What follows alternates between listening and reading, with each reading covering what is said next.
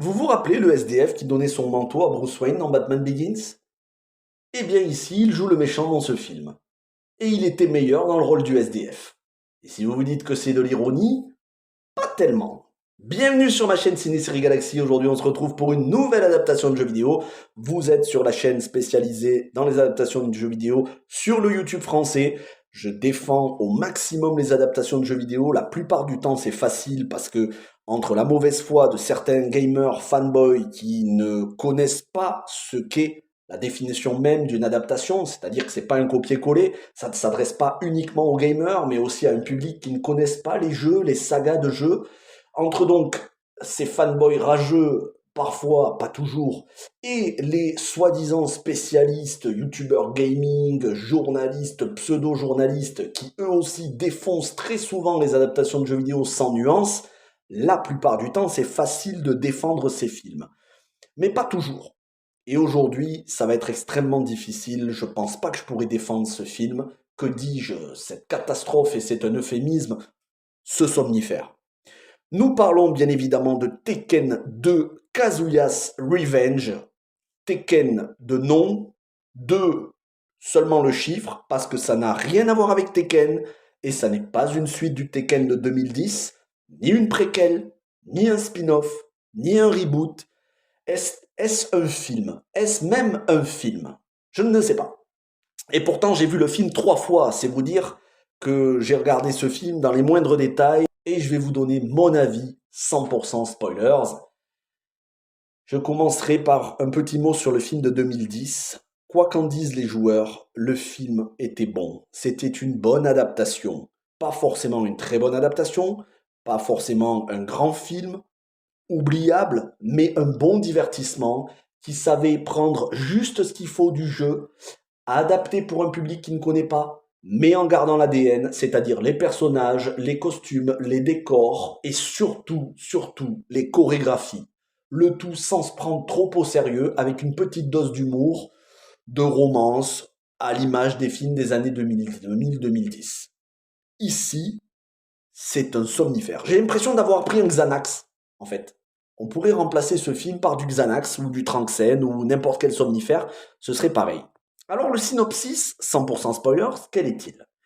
On y suit un homme qui se réveille dans une chambre, dans un immeuble. Il a perdu son identité, il a perdu sa mémoire, il ne sait plus qui il est. Il est poursuivi par des militaires, armés jusqu'aux dents. Il leur échappe, non sans les avoir mis KO avec une force qui le surprend lui-même. Et au final, il sort de cet immeuble et il va être tamponné par une fille qui va le ramasser. Et il va se réveiller dans une favelas en apprenant qu'on lui a mis une bombe près du cœur, petite référence à Snake Plissken dans New York 1997 et Los Angeles 2013. La référence s'arrête ici, hein, on ne va pas comparer avec les chefs-d'œuvre de Carpenter. Il va apprendre que désormais il doit bosser pour un vilain pas beau, mafiosi, proxénète, trafiquant d'enfants, on ne sait plus vraiment. Donc le SDF de Batman Begins, qui jouait aussi le méchant dans Taken 2 avec Liam Neeson. Et il va être épaulé par cette fille qu'il a kidnappée, hein, qui elle aussi travaille pour ce méchant vilain pas beau. Ils vont lui donner le surnom de K et sa quête pendant plus d'1 heure et demie. Que c'est long, mais que c'est long, que c'est long. Et je vous jure, je l'ai vu 3 fois. Je ne regarderai pas une quatrième. Hein. Sa quête va être de découvrir qui il est. Et pour le spectateur, d'attendre impatiemment la révélation avec un climax et un suspense de fou.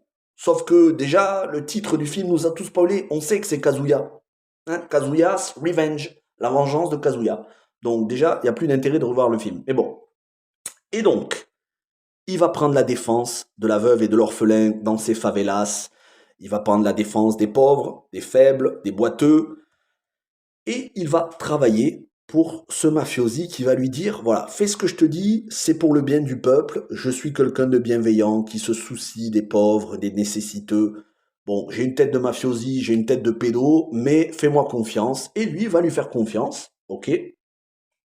Et petit à petit, il va enquêter sur son propre passé pour essayer de savoir qui il est à travers de vagues flashbacks. Finalement, il va tomber sur une colocataire dans son appartement dont on sait dès la première seconde, quand on la voit à grands coups de ralenti sur sa petite culotte, on sait qu'elle va finir dans le lit du héros. Il va d'abord la sauver une première fois de petites frappes qui vont l'agresser à elle sur le marché où elle est allée faire ses commissions, ses courses. Finalement, il va prendre un petit coup de couteau à l'épaule, alors elle va le recoudre. Et ils vont se revoir, cette fois-ci sous la pluie. Elle, les cheveux ruisselants sous la pluie, à grands coups de ralenti, avec les paupières qui roulent, son petit sourire en coin, du style ah, coucou, prends-moi. Et finalement, ça va finir au pieu. Et elle va finir par être kidnappée. Lui va être contacté par un ancien membre de cette espèce de clan, de mafia qui s'en est libéré, qui est en réalité Brian Fury, joué par Gary Daniels dans le Tekken de 2010, mais qui n'a rien à voir avec le Tekken de 2010, et dont on va s'apercevoir que lui aussi est un traître qui bosse pour le vrai méchant qui est derrière l'histoire.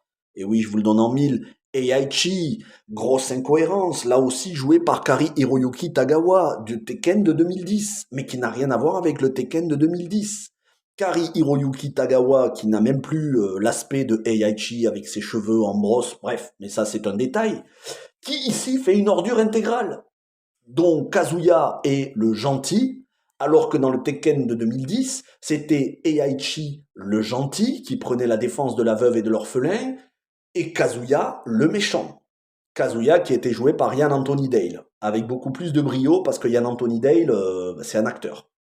Donc, finale, après s'être libéré de cette organisation, la fille qui l'avait kidnappé au début va se mettre de son côté et elle va l'aider en combattant ses anciennes collègues à elle, deux espèces de prostituées avec une choupa choups à la bouche, voilà, bon, combat de filles, mais hors champ, on le verra pas.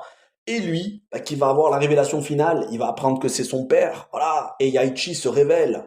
Pire, sa petite amie, jouée par Paige Lindquist, qui malheureusement n'a plus de carrière après ce film-là, sa petite amie était une espionne au service de Heihachi, et lui, il va découvrir ça, et ça va le blesser dans son amour-propre. Petite larme de crocodile.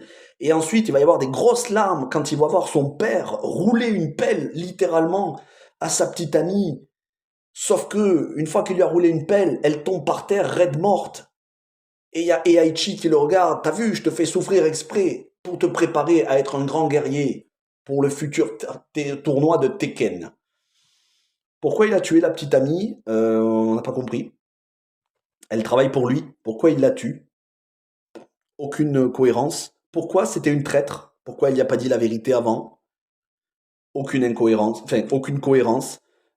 Pourquoi Heihachi veut vraiment être si pourri avec son fils plutôt que de le former aux arts martiaux? Aucune cohérence. Aucune cohérence avec le film de 2010. Le scénario ici, c'est des ralentis et Kazuya qui marche dans différents endroits, dans une favelas, dans un marché, près d'un chemin de fer, qui est en train de faire des recherches sur l'ordinateur. Bref, pauvreté des décors, pauvreté du scénario, pauvreté du casting, dont ensuite, on ne les a quasiment plus jamais revus, tout le reste, à l'exception de Gary Daniels dans quelques films de baston, Kari Hiroyuki Tagawa, mais lui, voilà, il est indéboulonnable. Lui, c'est Kari Hiroyuki Tagawa, tu le vois dans tous les films adaptés de jeux vidéo. Et Ken Kosugi, qui, je peux le dire, est le seul point positif de ce film, non pas pour son interprétation, mais parce que c'est un prodige des arts martiaux. Il a joué récemment dans une nouvelle série Kamen Rider, mais aux États-Unis, voilà, il était embauché dans les films pour faire des arts martiaux, parce que depuis enfant, il maîtrise différents styles d'arts martiaux. Malheureusement, il est mono-expressif. Mono-expressif, c'est à l'image de ce film qui ne suscite aucune émotion, aucun intérêt. On s'endort, c'est long, ça n'a rien à voir avec Tekken, ça se prend trop au sérieux. Et au final, je pense que, étant donné que j'ai le film, puisque je fais le full set des adaptations de jeux vidéo au format physique, je pense que le making-of sera plus intéressant que le film lui-même. Je vous dirai ça quand j'aurai vu le making-of dans une future vidéo. Est-ce que je vous recommande le film? Oui, si vous avez des problèmes de sommeil, mais je vous conseille surtout de regarder le film de 2010 qui est beaucoup plus agréable. Je vais m'arrêter là. Merci d'avoir regardé cette vidéo. N'hésitez pas à me donner votre avis. Je vous retrouve très vite pour beaucoup d'autres vidéos. Portez-vous bien et ciao tout le monde.